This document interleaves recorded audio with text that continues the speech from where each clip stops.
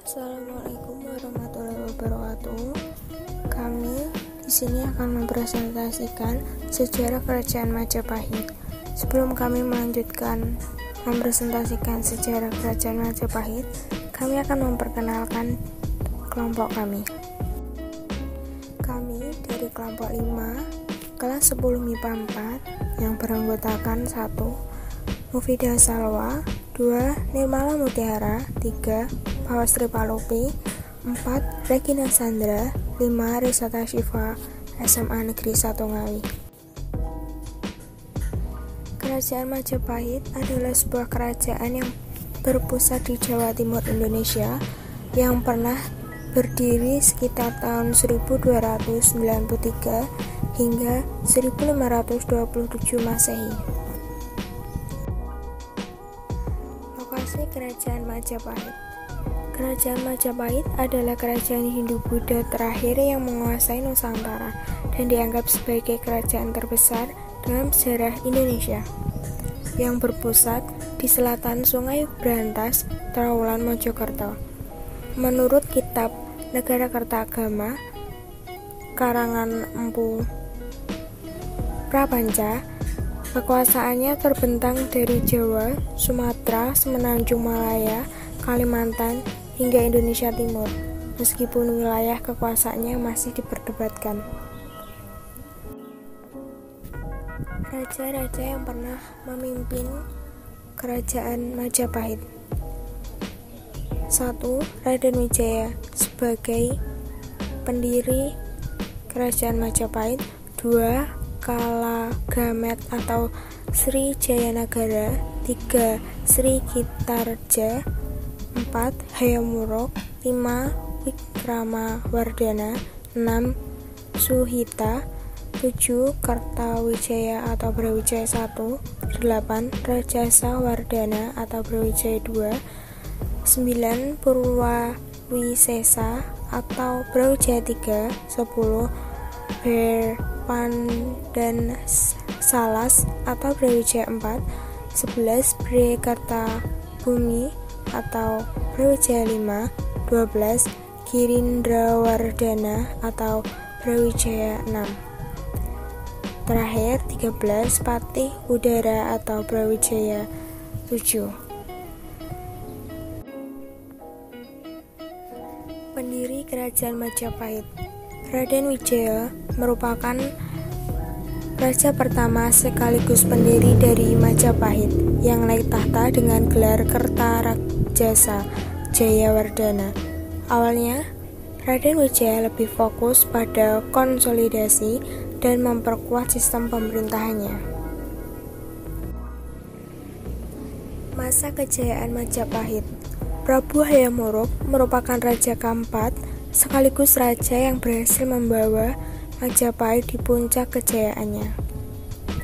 Kesuksesan Hayam Wuruk dalam memerintah Majapahit tidak lepas dari orang-orang yang mendukung dan membantunya. Salah satunya adalah Mahapati Gajah Mada. Masa keruntuhan Majapahit. Kerajaan Majapahit runtuh sejak Gajah Mada meninggal dunia. Ini disebabkan karena tidak adanya tokoh pengganti yang berwibawa sesudah Hayam Wuruk dan Gajah Mada. Kemudian terjadinya perang saudara. Perang saudara atau Parekrek antara Kusumawardhani dengan Bumi berlangsung berkepanjangan dan menyebabkan Majapahit menjadi lemah. Kemudian disusul banyak negeri di bawah Majapahit yang berusaha melepaskan diri. Kemudian masuknya kebudayaan Islam di Indonesia. Berkembangnya agama Islam di pesisir pantai utara Pulau Jawa telah mengurangi dukungan terhadap Kerajaan Majapahit dengan ditandai munculnya Kerajaan Islam Demak. Runtuhnya Kerajaan Majapahit pada tahun 1400 Saka atau 1478 Masehi dijelaskan dalam Candra Sengkala yang berbunyi Sirna ilang ketraning bumi.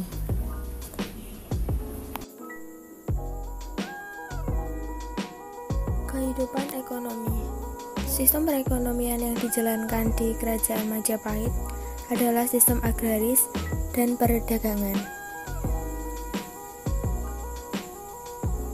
Majapahit merupakan negara agraris dan juga sebagai negara maritim. Kedudukan sebagai negara agraris tampak dari letaknya di pedalaman dan dekat aliran sungai. Kedudukan sebagai negara maritim tampak dari kesanggupan angkatan laut kerajaan itu untuk menanamkan pengaruh Majapahit di seluruh Nusantara.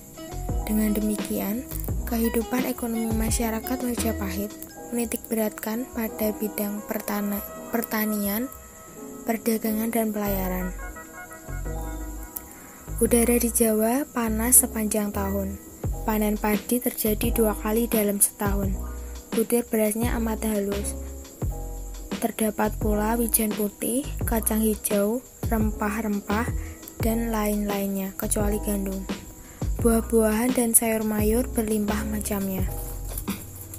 Untuk membantu pengairan pertanian yang teratur, pemerintah Majapahit membangun 2 buah bendungan, yaitu Bendungan Jiwu untuk persawahan dan Bendungan Trailok Yapur untuk mengairi daerah hilir. Majapahit memiliki mata uang sendiri yang bernama gobok. Gobok merupakan uang logam yang terbuat dari campuran perak, timah hitam, timah putih, dan tembaga. Bentuknya koin dengan lubang di tengahnya. Dalam transaksi perdagangan, selain menggunakan mata uang gobok, penduduk Majapahit juga menggunakan uang kepeng dari berbagai dinasti. Menurut catatan Wang Taiyuan, seorang pedagang dari Tiongkok, komoditas ekspor Jawa pada saat itu ialah lada, garam, kain, dan burung kakak tua. Sedangkan komoditas impornya adalah mutiara, emas, perak, sutra, barang keramik, dan barang besi.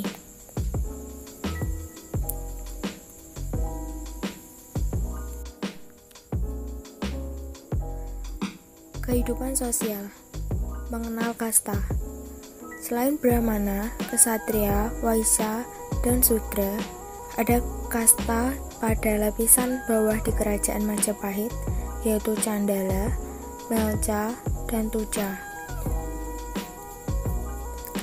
Brahmana adalah kaum pendeta yang mempunyai kewajiban menjalankan 6 dharma, yaitu mengajar, belajar, melakukan persajian untuk diri sendiri dan orang lain, membagi dan menerima derma atau sedekah untuk mencapai kesempurnaan hidup, dan bersatu dengan Brahman atau Tuhan. Kaum Ksatria merupakan keturunan dari pewaris tahta atau raja kerajaan terdahulu yang mempunyai tugas memerintah tambuk pemerintahan. Waisya merupakan masyarakat yang menekuni bidang pertanian dan perdagangan. Mereka bekerja sebagai pedagang, peminjam uang, penggara sawah, dan beternak. Kemudian kasta yang paling rendah dalam catur warna adalah kaum Sudra yang mempunyai kewajiban untuk mengabdi kepada kasta yang lebih tinggi, terutama pada golongan Brahmana. Candala merupakan anak dari perkawinan campuran antara laki-laki golongan Sudra dengan wanita dari ketiga golongan lainnya, yaitu Brahmana, Ksatria, dan Waisya. Melca adalah semua bangsa di luar Arya tanpa memandang bahasa dan warna kulit, yaitu para pedagang-pedagang asing yang tidak menganut agama Hindu. Yang terakhir Tuca ialah golongan yang merugikan masyarakat. Salah satu contohnya adalah para penjahat. Kemudian di bidang sastra dan budaya berkembang pesat. Contohnya adalah Kitab Negara Kertagama karangan Empu Prapanca pada tahun 1365, Kitab Sutasoma dan Kitab Arjuna Wijaya karangan Empu Tantular, Kitab Kunjakarna dan Hayatna. Peninggalan Kerajaan Majapahit. Candi Cetha terletak di Dusun Cetha, Desa Gumeng, Karanganyar, Jawa Tengah. Ditemukan pada tahun 1842. Bekas arkeolog dari Belanda yang bernama Van de Vries memiliki 14 punden berundak dengan bentuk memanjang dari barat ke timur.